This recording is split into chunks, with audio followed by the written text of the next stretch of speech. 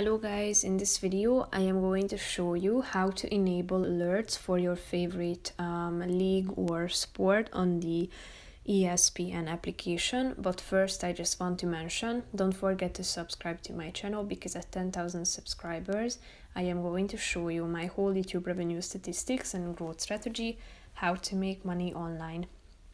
Now let's jump into it.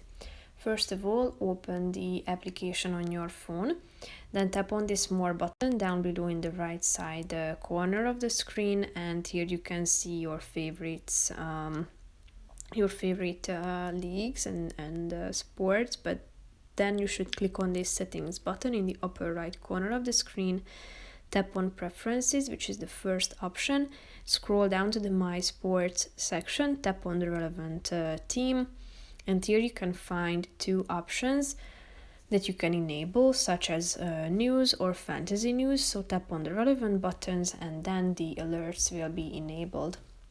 If you would like to disable them, just come back to this section and tap on the relevant buttons. So basically that's it for this video, guys. See you in the next one. Bye bye.